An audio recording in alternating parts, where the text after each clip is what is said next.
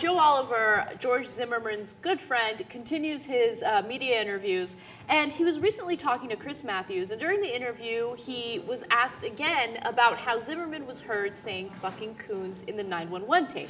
Now, here was his response to that. Were you surprised when you heard that he had used the racial slur, the effing word, the way he was picked up on the tape? Were you surprised he used a term like that? To me, it's a matter of interpretation of whether he's saying coon or goon.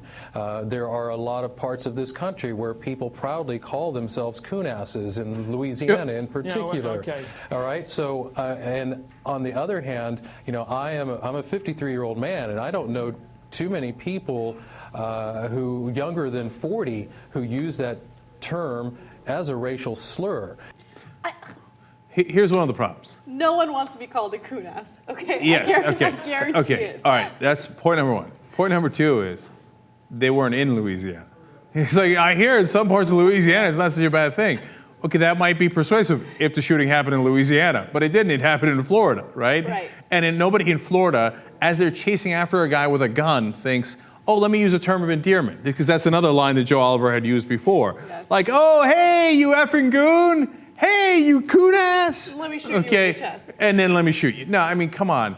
What's unfortunate about this is this story is so serious, and Joe Oliver's excuses for George Zimmerman's actions against Trayvon Martin are so comical that you're like, Jesus, I mean, he found a way to make this absurd. What I find amusing about him is it doesn't matter what he said. Even if it was coon, even if it was goon, it was positive. It has a positive connotation that we're all unaware of. That he mumbled under his breath as he said, oh, these guys always get away, these effing pantaloons.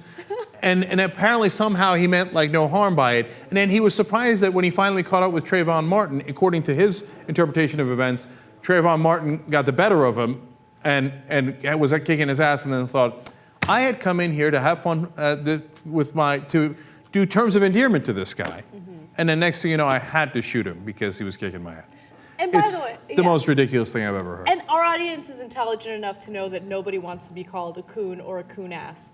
But just to give you guys some more information on the phrase or the term coonass, which I had never heard before, to be honest with you. Dictionary.com says, coonass is a vulgar, disparaging, and offensive term sometimes used to describe Cajuns in Louisiana and southeast Texas.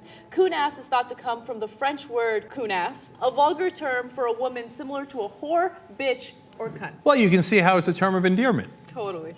Okay, oh, great point, Joe. Really appreciate it.